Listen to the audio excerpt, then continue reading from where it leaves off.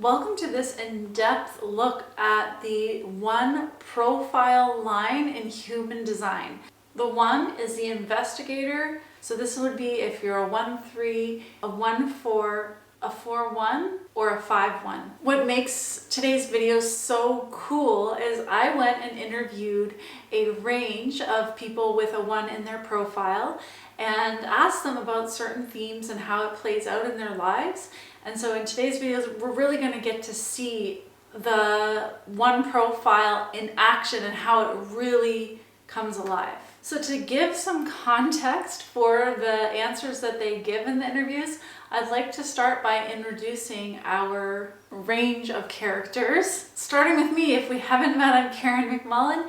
Welcome to my channel. On my channel, I share human design and channeled guidance to help you step into your power to serve. Today, we'll also be meeting Rory Evelyn, who is an avalanche forecaster, avid mountain man, a rare photo collector, and author of the book, The Railway and the Indians. Ali Katz, who has 2 businesses generating over $7 million a year and employing 40 people. One of them as a relational lawyer, helping family lawyers, and the other one helping people get into right relationship with money. Often in our space amongst transformational leaders. Justin Livingston, who is a pioneer in the sales and marketing space online, a former MMA fighter, and a bona fide Cancerian sweetheart. Andrea J. Lee, who I've featured on this channel before for her work on emotional abuse prevention, who is also a business mentor to coaches. And finally, Tomasa Makapinlek, who is the self-care queen and master shamanic mentor. What does it really mean to be a 1 profile? The 1 is the investigator, who is here to research and discover the foundation of things, really getting to the bottom of what can be trusted and what is really true, what's going on here.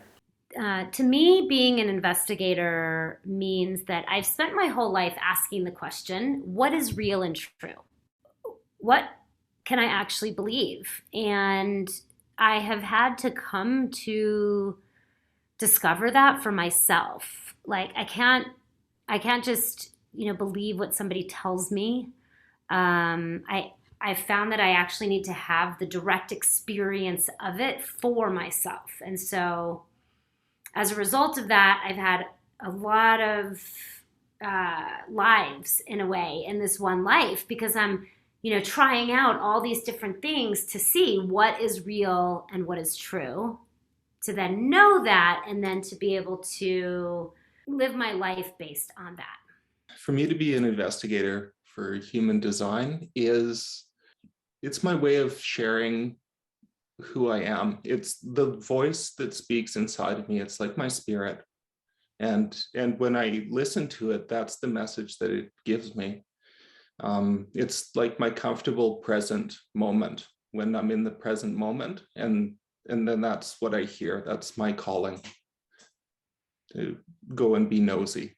I've always called it being nosy and poke at everything. What it means to me to be an investigator is definitely like a quest for knowledge and truth, or at least, I guess that word can mean a lot of things, but yeah, like being obsessed with understanding why, anything could be anything, but just like why certain aspects of reality are the way that they are, or why things function the way that they do. And I think it, like for me, I also have an obsession with what would I call it?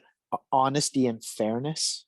So, and I think it comes down to like, yeah, really trying to understand the why of things and how things work, but also like what motivates individuals or groups of people, or what's actually occurring underneath the communication that's being made, and yeah, just being kind of obsessed with that type of thing. When I learned that investigating was one of the key words for a 1, I laughed and laughed, and I feel like my main way of being is curious. Like, I'm always very interested. It doesn't matter if it's a person or a situation in the news or something's happening in the garden. I'm always on this, like, interesting. Wonder what that means, or what else about that? Or, like, it's almost like I have my little radar up and I'm collecting data all the time. That's really how I walk through life. I didn't ask for this. It just kind of naturally happens for me to be an investigator. But for me, I'm always searching for the why something is the way it is. And so it makes me dig deep into understanding why things are the way they are. One of the things that I like to do is work with my clients and find out what is the root cause of what they're presenting to me and why did it happen, instead of treating symptoms. So even though I have an intuitive feeling about things, I always need the analytical piece to match the intuitive piece. This drive to investigate can be said to be directly related to an innate and natural sense of insecurity that the one has within them. Well, I think my natural insecurity that is in the world is really fundamental and deeply seated.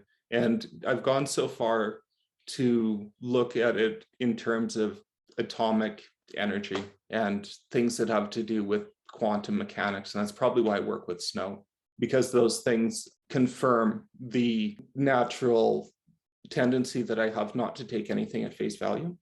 Snow avalanche forecasting has to do with predicting when a slope is going to fail and minimizing the work for the people that have to clean it up afterwards. So usually that has to do with clearing roads, and at the other side of it, it has to do with finding people. So usually I try to keep it to the little bit of snow on a road getting cleared by a plow. But snow is interesting because it has a lot of characteristics that are not defined in a quantifiable way. A lot of it is a little bit nebulous in how it works. And there's so many influences that go into a snow's reaction that it can take a long time to sort out what actually happened if something does occur. I know that nothing is permanent, that nothing's actually there, that everything is more space than matter. And under that, what I accept as an understanding, it means that everything is in flux. So everything that is permanent is changing, and nothing is actually what it seems to be. And we're only present in our moment, which is a natural state of insecurity too. I would say that I, throughout my life, was one of the most insecure people that you could probably know. And people who know me now are like, what? How could that be? Because I'm so secure now. But I was so insecure. When I think about my insecurity, I think that there was a lot of childhood wounding and trauma. And my mom was with me recently, and she said something that really touched me. She says, "You were always so serious as a child." And when she said that, it really hit me. And the reason I was really always so serious is because I was like, what the fuck is going on here? Everything is confusing. I don't understand anything. I need to figure out what is going on here because it does not feel safe. Nothing feels safe. And so I was so serious because frankly, I was terrified pretty much all the time. Yeah, none of it made sense. None of it made sense. I was really terrified. I was really angry that some part of me knew that things weren't right. And for whatever reason, I actually had this belief that I could make them right. That's, I think, somewhat interesting to me. Like, where did that come from? Why did I believe that? But I did. Profile ones will tend to study the people around them because of this insecurity and a desire to find out what's what. And I found it very interesting to hear the depth and detail of observation that went into studying people. I do study people's behavior, absolutely. And it's, well, shoot, I could all the way back to when I was a kid. I used behavior analysis, I guess, as a way to recognize whether I was like physically safe in a given moment or whether or not I was about to be physically unsafe. And then as I got a bit older, as a kid, I was like violent. I used to fight a lot, and I definitely learned a lot about behavior and body language. And yeah, I got to the point where I kind of, in any kind of a physical altercation, I would know what was going to happen before it happened, just based on how the scenario is being read. And then of course as I got older and then pursued fighting as a career, got very handy there. And of course in my career in selling and marketing and influence and persuasion and that kind of thing, and very handy again. I love playing poker. I'm very good at poker. Comes in handy there.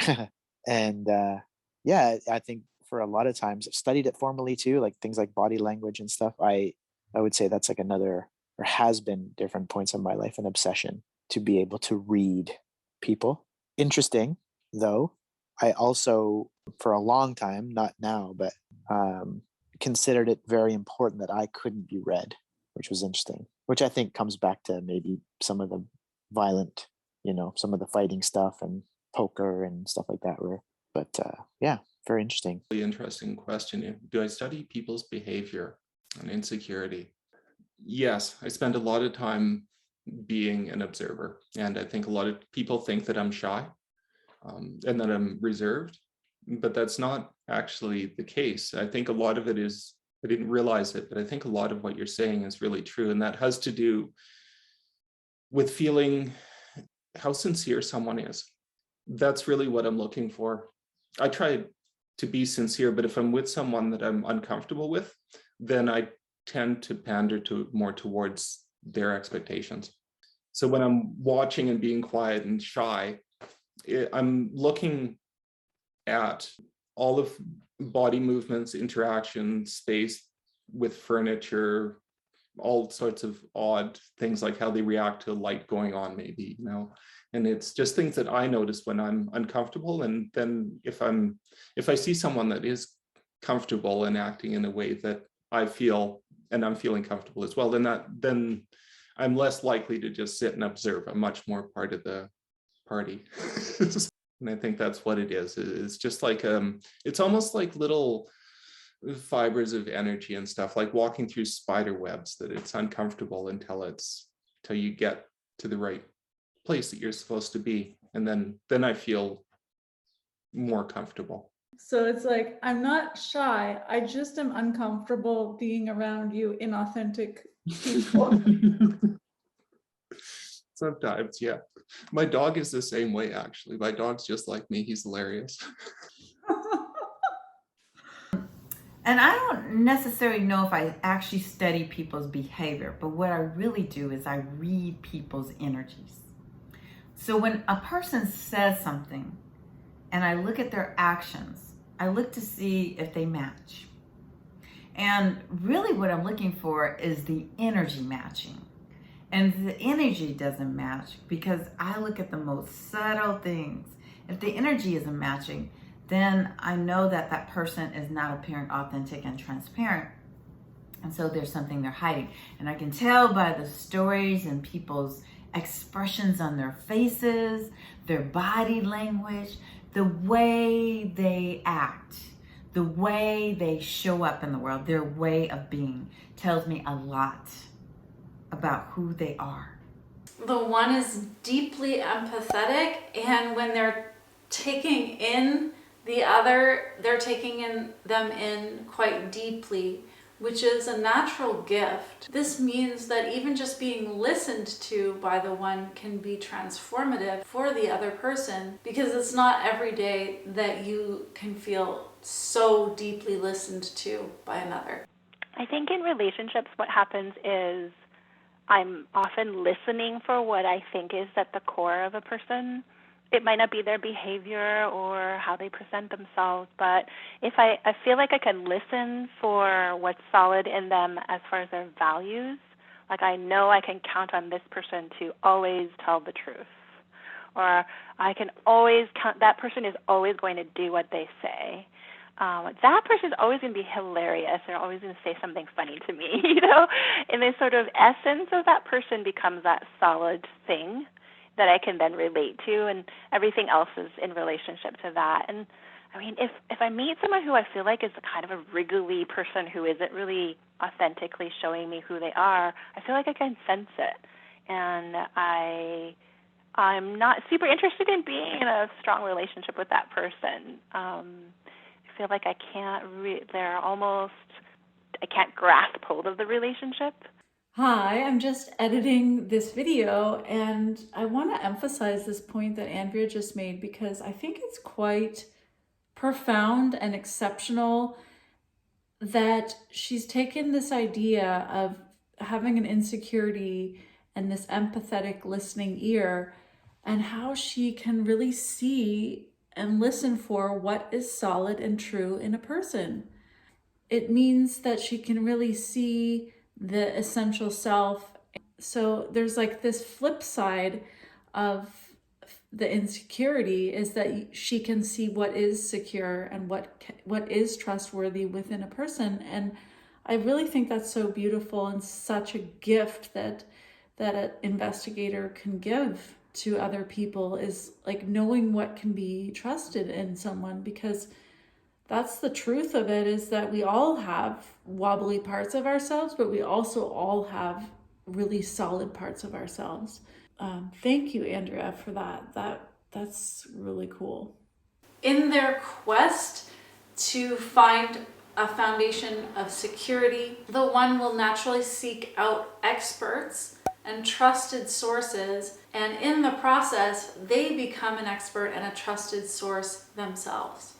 If I saw somebody that I thought, okay, they're the real deal, then I would get close to them. And I would get close to them by either hiring them as a coach or a consultant, or I would, I would join like a mastermind with them, right? I oftentimes paid for access. Sometimes I would become their advisor, right, where they'd be paying me and I'd get to go behind the scenes into their business. That took a while to happen because, right, I had to, meet people before that could be the case. But yes, that was a big way that I have been able to know what is real and true, is by developing intimate relationships of various types with a wide range of people. And it's not that the investigator is going to be interested in everything just because they're an investigator. What you will innately be interested in is going to be a reflection of your strategy and authority. It started out that I could be amused by very inconsequential little bits of information, especially things from the past. So when I was little, my mom gave me a bronze coin, a Roman bronze coin. And from that, I was compelled to find out, to kind of go down a rabbit hole of discovery of the Roman Empire and who the emperor was and what the design on the back meant and how it fit in and what it was worth and what you could buy with that. And it's, I remember I wrote a book about it. It was the first book that I wrote. And ever since then, every little thing that I've found, I kind of make an attempt to get it back into its context so I can understand it better. And by doing that, it gives me a better sense of big picture stuff. And some of my journeys have taken years to figure out stuff to find what the answer is. As a 5-1, Rory has the most incredible example of how investigation has played out so magically in his life, and I absolutely had to share that with you. So I did a more in-depth case study on specifically his stories. So you can check that out there, or I'll put the link in the description box below. We can see in the interviews also how the process of researching and investigation has led inevitably to creative outputs into the world. Yeah, the drive to research and investigate was the primary reason for my business success. I think in my career, reaching like a pseudo celebrity status in a little sandbox niche, I was seen as many things, and one of them was as an innovator. But in my mind, I wasn't nearly as creative as people might think. Because to me, I didn't come up with a lot of ideas other than studying what works in different contexts and then just looking for where there was a crossover of different contexts that hadn't been crossed over by others. Basically, like an example, some marketing campaigns that I put together that people found elements that were extremely creative and innovative, but really it wasn't. All that I did was take components that were working in other industries or other contexts, or even non-promotional contexts, and just applied them in a promotional context. Do you know what I mean? Like it wasn't as though I made up something. I never made up anything. I just found something and understood why it worked in a certain context, and then hypothesized that it would work in some other context, and then apply it that way. On the topic of emotional abuse, it was very personal for a while, and when I was able to start to be almost like a scientist, like look at myself and how I was behaving as interesting thing, almost like a child looking through a magnifying glass at some ants. It's like, what's going on? That's when things started to feel better. Like I felt myself relax into that I was going to learn something. And honestly, that started to feel good. That's when it started to feel like, okay, I can do something. I feel like I touched a sweet spot where now I could relax into, if I just keep learning, looking through the magnifying glass, if I just keep asking questions and investigating, exploring, then I was going to make progress on this topic of emotional abuse. And that's when I discovered through referral that there was a master's degree where I could study emotional abuse. And I just kept following the clues, like what's the next breadcrumb? Could be interesting. And then step by step, I'm in a master's degree studying it, and along the way I became able to witness my own behavior in a way. So that ability to depersonalize really helped a lot. The 1 is a part of the lower trigram in the hexagram structure, which is naturally interested in the self and absorbed in its own process. In particular, for the 1, this plays out as needing to be self-absorbed and introspective. So if you are a 1, absolutely give yourself permission to go into your own cave and do your thing without feeling shameful about your need for alone time. When the investigator does not give themselves enough time to self-absorb into their process of investigation, they won't end up feeling strong and secure in their own knowledge and preparedness, which will make them feel inferior and insecure. So it's very important that you allow yourself the time that it takes to really become the expert and to establish that strong foundation of knowledge and expertise so that you can really fulfill your role. So as an investigator, I feel like one of the things I'm so glad I do is I don't beat myself up for it anymore. I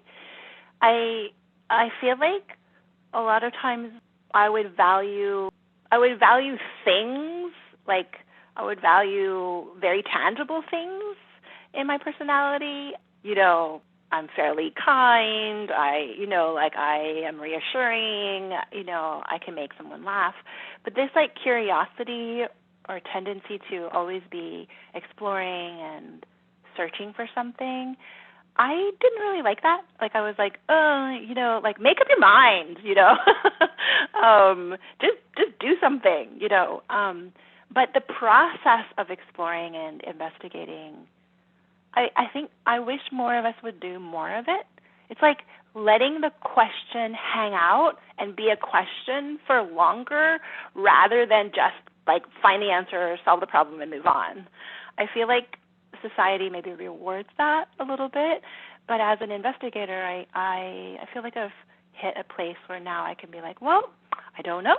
I'm just going to hang out here and I'm going to discover and find out. And that is a really sweet place to be, to allow ourselves to be. Just allow yourself to be an investigator already.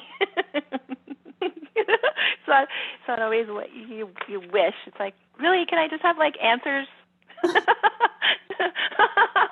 but no, that's okay. That's okay. It is fun. I find it actually to be really fun to be an investigator. You get to, wake up and not know what you're going to find out. The investigator is always going to want to provide for themselves and become a self-provider. And at the flip side, they can also be a coveter, where they see what others have and they covet it and want that for themselves. The one's behavior relates to modesty, the ability to know one's place and how to act within it despite outward circumstances. What advice do I give to other investigators? Follow your hunches. And that's the best thing I could have said to myself. I should have followed my hunch. Spirit was always giving me answers and I would ignore them and just follow my own will.